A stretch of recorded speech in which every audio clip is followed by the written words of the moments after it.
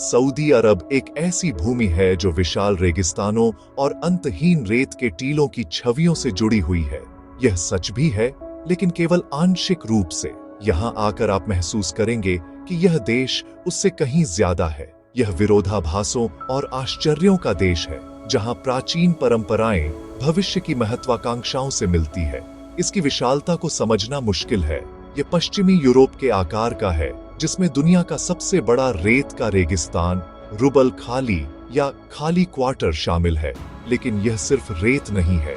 यहाँ असिर प्रांत के हरे भरे धुंध भरे पहाड़ हैं और लाल सागर के प्राचीन जीवंत कोरल रीफ भी हैं। यह भूगोल की एक विशाल और विविध टेपेस्ट्री है, जो इसके लोगों और इतिहास की तरह ही जटिल है। इस देश की यात्रा करना समय में यात्रा करने जैसा है। एक पल आप 2000 साल पुराने नबाती शहरों के खंडहरों के बीच खड़े हो सकते हैं, जहां हवा प्राचीन कारवाओं की कहानियों को फुसफुसाती है। अगले ही पल आप रियाद के भविष्यवादी क्षितिज को देख रहे होंगे, जहां कांच और स्टील के टॉवर बादलों को छूते हुए लगते हैं। यह जक्सटापोजिशन, यह प्राचीन और अति आधुनिक का मिश्रण ही सऊदी अरब को इतना आकर्षक बनाता है। यह एक ऐसी जगह है जो अपनी जड़ों का गहरा सम्मान करती है, साथ ही एक ऐसी गति से भविष्य की ओर बढ़ रही है जिसे देखकर दुनिया हैरान है। यह एक कहानी है जो हर कोने में, हर चेहरे पर और हर परिदृश्य में दिखाई देती है। सऊदी अरब की कहानी सिर्फ भूगोल या वास्तुकला की नहीं है, यह इसके लोगों की कहानी है। यहाँ की गर्मजोशी और मेहमान नवाजी प्रसिद्ध है। एक अजनबी को दोस्त की तरह माना जाता है। उसे अरबी कॉफी और खजूर पेश किए जाते हैं, जो उदारता का प्रतीक है। यह गहरी जड़ें जमा चुकी परंपरा इस्लाम की शिक्षाओं से आती है, जो देश के जीवन के हर पहलू में व्याप्त है। इस्लाम के दो सबसे पवित्र शहरों मक्का और मदीना का घर होने के नाते सऊदी अरब दुनिया भर के करोड़ों मुसलमानों के लिए एक आध्यात्मिक केंद्र है। ये जिम्मेदारी यहाँ के लोगों के दिलों में गहराई से बसी हुई है और उनकी पहचान का एक अभिन्न अंग है, जिसे वे बड़ी गंभीरता और गर्व के साथ निभाते हैं।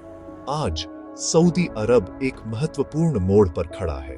तेल से मिली संपत्ति ने इसे दशकों तक दुनिया के मंच पर एक प्रमुख खिलाड़ी बनाए रखा, लेकिन अब यह अपनी अर्थव्यवस्था में विविधता लाने और समाज को खोलने के लिए एक साहसिक यात्रा पर है। विजन 2030 नामक यह महत्वाकांक्षी योजना हर चीज को बदल रही है, अर्थव्यवस्था से लेकर संस्कृति और रोजमर्रा की जिंदगी तक। महिलाओं को अब गाड़ी चलाने की अनुमति है, सिनेमाघर फिर से खुल गए हैं और देश अंतर्राष्ट्रीय पर्यटकों के लिए अपने दरवाजे खोल रहा है। यह एक राष्ट्र के परिवर्तन की कहानी है, जो अपनी पहचान को फिर से परिभाषित कर रहा है और दुनिया को एक नया चेहरा दिखा रहा है। रियाद राजधानी शहर सऊदी अरब के परिवर्तन का धड़कता हुआ दिल है। ये एक ऐसा शहर है जो कभी रेगिस्तान में एक छोटी कीचड़ ईंट की चौकी हुआ करता था। आज ये एक विशाल महानगर है, जहां गगनचुंबी इमारतें क्षितिज पर हावी हैं और 8 लेन वाले राजमार्ग शहर के माध्यम से जीवन की धमनियों की तरह दौड़ते हैं। यहाँ आप किंगडम सेंटर और अल फैसलिया टावर जैसी भविष्यवादी संरचनाएं देखेंगे, जो देश की आर्थिक शक्ति और महत्वाकांक्षा के प्रतीक हैं।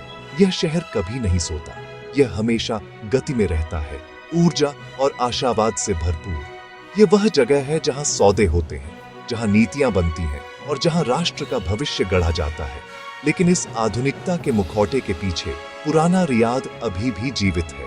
दिरियाह के ऐतिहासिक केंद्र की यात्रा करें, जो यूनेस्को की विश्व धरोहर स्थल है और अल सऊद परिवार का पैतृक घर है। यहाँ आप मिट्टी ईंट की वास्तुकला की भूल भुलैया में घूम सकते हैं और उस समय की कल्पना कर सकते हैं जब पहले सऊदी राज्य की नींव रखी गई थी। यह एक शक्तिशाली अनुस्मारक है कि इस भविष्यवादी शहर की जड़ें इतिहास में कितनी गहरी हैं। सूक अल जल जैसे पारंपरिक बाजारों में आप मसालों, इत्र और कालीनों की सुगंध से भरे वातावरण में खो सकते हैं। यह पुराने और नए का मिश्रण है, जो रियाद को इतना अनूठा और रोमांचक बनाता है। रियाद सिर्फ कंक्रीट और स्टील का जंगल नहीं है, यह संस्कृति और शिक्षा का एक बढ़ता हुआ केंद्र भी है। किंग अब्दुल्ला फाइनेंशियल डिस्ट्रिक्ट, जिसे KFD भी कहा जाता है, एक वास्तुशिल्प आश्चर्य है। जिसे दुनिया के सबसे बड़े वित्तीय केंद्रों में से एक के रूप में डिजाइन किया गया है। यह शहर के वैश्विक एम्बिशंस का एक स्पष्ट संकेत है। शहर में कई विश्वविद्यालय और संग्रहालय हैं, जिनमें सऊदी राष्ट्रीय संग्रहालय भी शामिल है, जो अरब प्रायद्वीप के इतिहास को प्रागैतिहासिक काल से लेकर आज तक बताता है। यह एक ऐसी जगह है जहां युवा सऊदी अध्ययन कर रहे हैं, नवाचार कर रहे हैं और उस भविष्य का निर्माण कर रहे हैं जिसकी देश कल्पना कर रहा है। शहर का सामाजिक ताना बाना भी तेजी से बदल रहा है। रियाद अब अंतरराष्ट्रीय संगीत समारोहों, खेल आयोजनों और कला प्रदर्शनियों की मेजबानी करता है, जो कुछ साल पहले तक अकल्पनीय था। शानदार कैफे और रेस्तरां हर जगह खुल रहे हैं, जो दुनिया भर के व्यंजन पेश करते हैं। आप देखेंगे कि परिवार और युवा लोग सार्वजनिक स्थानों पर मिल रहे हैं, एक नए खुलेपन और सामाजिक जीवन का आनंद ले रहे हैं। रियाद वास्तव में एक शहर है जो संक्रमण में है, जो अपनी परंपराओं को बनाए रखते हुए एक वैश्विक महानगर के रूप में अपनी नई पहचान को अपना रहा है। अगर रियाद सऊदी अरब का राजनीतिक और वित्तीय दिल है, तो जेद्दा इसकी जीवंत और महानगरीय आत्मा है। लाल सागर के तट पर स्थित यह शहर सदियों से तीर्थ यात्रियों, व्यापारियों और यात्रियों के लिए एक पिघलने वाला बर्तन रहा है। इसका आदर्श वाक्य जेद्दा गैर है, जिसका अर्थ है जेद्दा अलग है, और आप यहां आते ही इस भावना को महसूस कर सकते हैं। हवा में नमक की गंध है और वातावरण रियाद की तुलना में अधिक आरामदायक और उदार है। ये एक ऐसा शहर है जो हमेशा से दुनिया के लिए खुला रहा है, और इसका प्रभाव इसकी वास्तुकला, भोजन और लोगों में स्पष्ट रूप से दिखाई देता है। जेद्दा का दिल अल बलाद इसका ऐतिहासिक पुराना शहर है, जो एक और यूनेस्को विश्व धरोहर स्थल है। यहाँ की संकरी गलियों में घूमना एक अलग युग में कदम रखने जैसा है। आप जटिल लकड़ी की बालकनियों वाले पुराने कोरल पत्थर के घरों की प्रशंसा करेंगे, जिन्हें रोशन के नाम से जाना जाता है। ये घर व्यापारियों द्वारा बनाए गए थे जो दुनिया भर से माल लाते थे। अल बलाद की हवा में इतिहास की गंध है, मसालों, धूप और समुद्र की। यह एक जीवंत, सांस लेने वाला संग्रहालय है, जहां दुकानें अभी भी पारंपरिक सामान बेचती हैं और स्थानीय लोग पीढ़ियों से रह रहे हैं। यह सऊदी अरब के अतीत का एक सुंदर और अच्छी तरह से संरक्षित टुकड़ा है। जेद्दा अपनी कला और संस्कृति के लिए भी प्रसिद्ध है। शहर की कॉर्निश या वाटरफ्रंट एक विशाल खुली हवा वाली मूर्तिकला संग्रहालय है, जिसमें हेनरी मूर और जॉन मीरो जैसे प्रसिद्ध कलाकारों की कृतियां हैं। यह शहर की कला के प्रति प्रतिबद्धता का एक प्रमाण है। हाल के वर्षों में जेद्दा में एक संपन्न समकालीन कला दृश्य उभरा है, जिसमें कई गैलरी युवा सऊदी कलाकारों के काम को प्रदर्शित कर रही है। ये कलाकार अपनी कला का उपयोग पहचान, परंपरा और आधुनिकता के विषयों का पता लगाने के लिए कर रहे हैं, जो आज सऊदी समाज में चल रही बातचीत को दर्शाता है। जेद्दा रचनात्मकता और अभिव्यक्ति का केंद्र है। लाल सागर स्वयं जेद्दा की पहचान का एक अभिन्न अंग है। यह शहर दुनिया के कुछ बेहतरीन डाइविंग और स्नॉर्कलिंग स्पॉट्स का प्रवेश द्वार है। पानी के नीचे आपको जीवंत रंगों के कोरल गार्डन और समुद्री जीवन की एक अविश्वसनीय विविधता मिलेगी, जिसमें डॉल्फिन, कछुए और अनगिनत प्रकार की मछलियां शामिल हैं। समुद्र तट पर परिवार और दोस्त सूर्यास्त देखने, पिकनिक मनाने और ठंडी समुद्री हवा का आनंद लेने के लिए इकट्ठा होते हैं। जेद्दा एक ऐसा शहर है जो समुद्र से जीता और सांस लेता है, और यह लाल सागर ही है जो इसे इसका अनूठा चरित्र और आकर्षण प्रदान करता है। सऊदी अरब की कहानी इस्लाम के पवित्र शहरों मक्का और मदीना के उल्लेख के बिना अधूरी है। ये शहर दुनिया भर के अरबों मुसलमानों के लिए आध्यात्मिक कंपास है। मक्का पैगंबर मोहम्मद का जन्म स्थान, इस्लाम का सबसे पवित्र शहर है। यहाँ स्थित काबा है, एक घनाकार इमारत जिसे मुसलमान अपनी दैनिक प्रार्थनाओं के दौरान सामना करते हैं। हर साल लाखों तीर्थयात्री हज करने के लिए मक्का आते हैं, जो एक आध्यात्मिक यात्रा है जिसे हर सक्षम मुसलमान को अपने जीवन में कम से एक बार अवश्य करना चाहिए। हज के दौरान शहर का दृश्य अविश्वसनीय होता है। दुनिया के हर कोने से आए लोग सभी एक ही विश्वास में एकजुट होकर एक साथ प्रार्थना करते हैं। मक्का में ग्रैंड मस्जिद, जिसे मस्जिद अल हरम भी कहा जाता है, का पैमाना स्तब्ध कर देने वाला है। यह लगातार बढ़ रहा है ताकि हर साल आने वाले तीर्थयात्रियों की बढ़ती संख्या को समायोजित किया जा सके। मस्जिद के केंद्र में काबा है, जो एक काले रेशमी कपड़े से ढका हुआ है, जिसे किस्वा कहा जाता है। तवाफ के दौरान काबा के चारों ओर तीर्थयात्रियों का घूमना इस्लाम की सबसे प्रतिष्ठित छवियों में से एक है। ये गहरी भक्ति और एकता का एक शक्तिशाली प्रदर्शन है। गैर मुसलमानों को मक्का शहर में प्रवेश करने की अनुमति नहीं है, लेकिन इसका महत्व और वैश्विक प्रभाव दुनिया भर में महसूस किया जाता है। यह एक ऐसा शहर है जो पूरी तरह से आस्था और भक्ति के लिए समर्पित है। मक्का से लगभग 450 किलोमीटर उत्तर में मदीना शहर है, जिसे पैगंबर का शहर कहा जाता है। यह वह जगह है जहां पैगंबर मोहम्मद मक्का से प्रवास के बाद बस गए और जहां पहली मुस्लिम समुदाय की स्थापना हुई थी। मदीना का माहौल मक्का की हलचल से थोड़ा अलग है। यह अधिक शांत और शांतिपूर्ण महसूस होता है।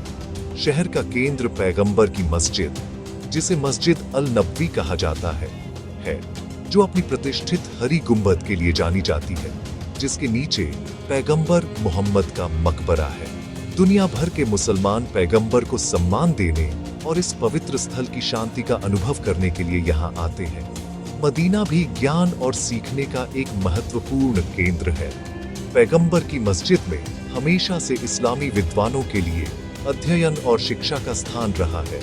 आज भी यह शहर इस्लामी विश्वविद्यालयों और संस्थानों का घर है। मदीना की यात्रा करना इस्लाम के शुरुआती दिनों के इतिहास में डूबने जैसा है। आप उन ऐतिहासिक स्थलों की यात्रा कर सकते हैं जहां महत्वपूर्ण लड़ाइयां लड़ी गईं और जहां प्रारंभिक मुस्लिम समुदाय रहता था। मक्का और मदीना सिर्फ शहर नहीं है, वे इस्लामी आस्था के जीवित स्मारक हैं, जो दुनिया भर में अरबों लोगों के लिए मार्गदर्शन और प्रेरणा के स्रोत हैं। देश के उत्तर पश्चिम में स्थित अलूला सऊदी अरब के सबसे लुभावने और ऐतिहासिक रूप से महत्वपूर्ण क्षेत्रों में से एक है। यह एक विशाल खुली हवा वाला संग्रहालय है, जो 2 लाख से अधिक वर्षों के मानव इतिहास को समेटे हुए है। यहाँ का परिदृश्य ही अद्भुत है।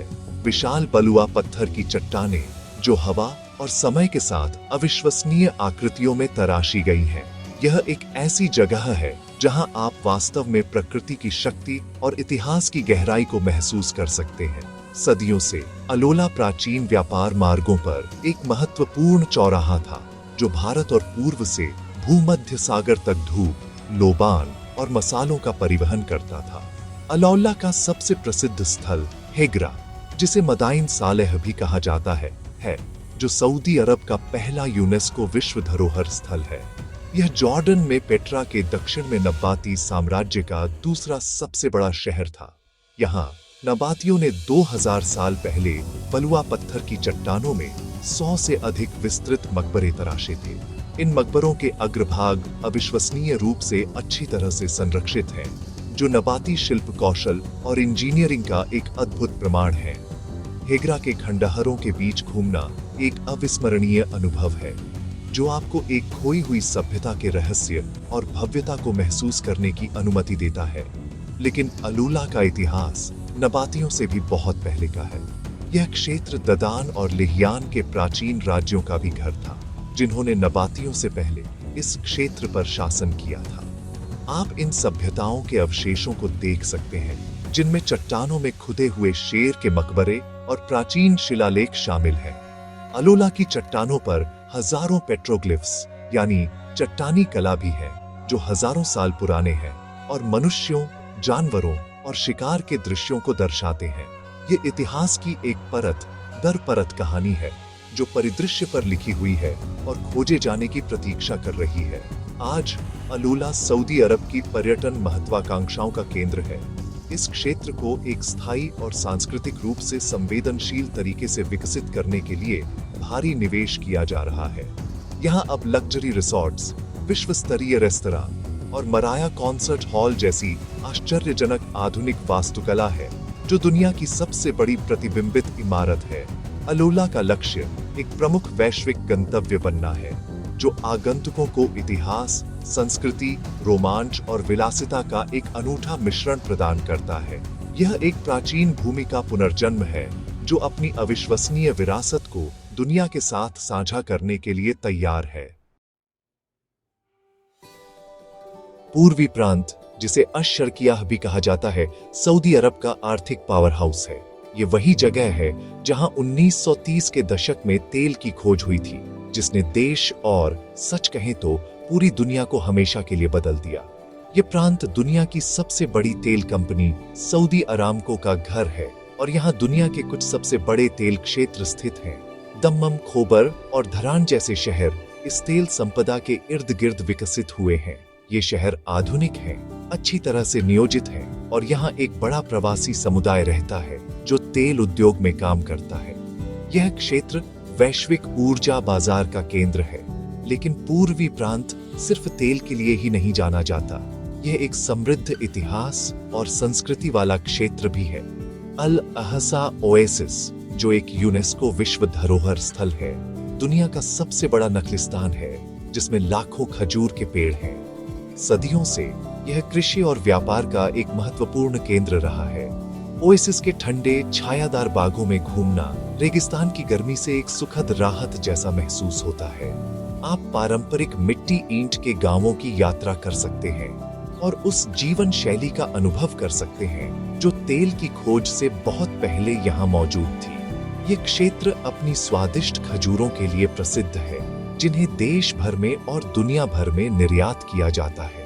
पूर्वी प्रांत की फारस की खाड़ी के साथ एक लंबी तट रेखा भी है, जो इसे मछली पकड़ने और समुद्री व्यापार के लिए एक महत्वपूर्ण क्षेत्र बनाती है। हाफ मून बे जैसे समुद्र तट स्थानीय लोगों और प्रवासियों के बीच सप्ताहांत बिताने के लिए काफी लोकप्रिय है। किंग फहद कॉजवे, जो सऊदी अरब को बहरीन के द्वीप राष्ट्र से जोड़ता है, इंजीनियरिंग का एक प्रभावशाली नमूना है और दोनों देशों के बीच घनिष्ठ संबंधों का प्रतीक है। यह पुल इस क्षेत्र के रणनीतिक महत्व और इसके पड़ोसियों के साथ इसके गहरे संबंधों को रेखांकित करता है। विजन 2030 के हिस्से के रूप में पूर्वी प्रांत भी अपनी अर्थव्यवस्था में विविधता लाने पर ध्यान केंद्रित कर रहा है। तेल और गैस पर अपनी निर्भरता कम करने के लिए विनिर्माण, रसद और प्रौद्योगिकी जैसे क्षेत्रों में भारी निवेश किया जा रहा है। किंग सलमान एनर्जी पार्क, जिसे स्पार्क भी कहा जाता है, जैसी परियोजनाओं का उद्देश्य ऊर्जा क्षेत्र के लिए एक वैश्विक केंद्र बनाना है जो नवाचार और स्थिरता पर केंद्रित है। पूर्वी प्रांत हमेशा से सऊदी अरब की समृद्धि की कुंजी रहा है और अब यह देश के भविष्य को आकार देने में भी एक महत्वपूर्ण भूमिका निभा रहा है, जो तेल से परे एक विविध और टिकाऊ अर्थव्यवस्था की ओर बढ़ रहा है। सऊदी अरब के वर्तमान और भविष्य की कोई भी चर्चा विजन 2030 के उल्लेख के बिना पूरी नहीं हो सकती। 2016 में क्राउन प्रिंस मोहम्मद बिन सलमान द्वारा शुरू की गई यह महत्वाकांक्षी योजना देश के आर्थिक और सामाजिक परिवर्तन का खाका है। इसका मुख्य लक्ष्य सऊदी अरब की तेल पर निर्भरता को कम करना, इसकी अर्थव्यवस्था में विविधता लाना और एक जीवंत समाज का निर्माण करना है। यह योजना स्वास्थ्य, शिक्षा, मनोरंजन और पर्यटन जैसे क्षेत्रों को विकसित करने पर केंद्रित है। यह एक साहसिक और दूरगामी दृष्टि है जो पहले से ही देश के हर पहलू पर गहरा प्रभाव डाल रही है। विजन 2030 का सबसे शानदार और महत्वाकांक्षी हिस्सा एनियोम है। यह उत्तर पश्चिमी सऊदी अरब में लाल सागर तट पर बनाया जा रहा एक भविष्यवादी मेगा सिटी है। नियोम को भविष्य की भूमि के रूप में बिल्ड किया गया है, जो पूरी तरह से नवीकरणीय ऊर्जा पर चलेगा और कृत्रिम बुद्धिमत्ता और रोबोटिक्स जैसी उन्नत तकनीकों द्वारा संचालित होगा। ये परियोजना इतनी विशाल है कि इसका क्षेत्रफल बेल्जियम से भी बड़ा होगा। नियोम में कई क्षेत्र शामिल होंगे, जिनमें द लाइन भी शामिल है, जो 170 किलोमीटर लंबा बिना कार वाला शहर है, जहां निवासी अपनी सभी दैनिक जरूरतों तक 5 मिनट की पैदल दूरी पर पहुंच सकेंगे। नियोम की योजनाएं सुनने में विज्ञान कथा की तरह लगती है। इनमें कृत्रिम बारिश बनाने के लिए क्लाउड सीडिंग, एक विशाल कृत्रिम चंद्रमा और जुरासिक पार्क शैली का द्वीप शामिल है, जिसमें रोबोटिक डायनासोर होंगे। जबकि कुछ लोगों ने इन योजनाओं की व्यवहार्यता पर सवाल उठाया है। वे सऊदी अरब की महत्वाकांक्षा के पैमाने को दर्शाते हैं। एनियॉम का उद्देश्य न केवल एक नया शहर बनाना है, बल्कि जीने और काम करने का एक नया तरीका बनाना है। यह स्थिरता, नवाचार और मानव केंद्रित डिजाइन के सिद्धांतों पर आधारित एक मॉडल बनाने का एक प्रयास है। यह दुनिया के लिए एक संदेश है कि सऊदी अरब भविष्य का निर्माण करने के लिए गंभीर है। विजन 2030 और एनियॉम सिर्फ विशाल निर्माण परियोजनाओं से कहीं ज्यादा है। वे एक गहरी सामाजिक और सांस्कृतिक पारी का भी प्रतिनिधित्व करते हैं। वे एक ऐसे भविष्य का प्रतीक हैं जहां नवाचार और प्रगति को अपनाया जाता है, जहां अर्थव्यवस्था विविध है और जहां जीवन की गुणवत्ता में सुधार होता है। इन परियोजनाओं का उद्देश्य सऊदी युवाओं के लिए अवसर पैदा करना और देश को वैश्विक प्रतिभा और निवेश के लिए एक आकर्षक गंतव्य बनाना है। यह एक बड़ा दांव है, लेकिन अगर यह सफल होता है तो यह न केवल सऊदी अरब को बल्कि इस बात को भी बदल सकता है कि हम भविष्य के शहरों की कल्पना कैसे करते हैं। सऊदी समाज गहरी परंपराओं और तेजी से हो रहे आधुनिकीकरण का एक जटिल मिश्रण है।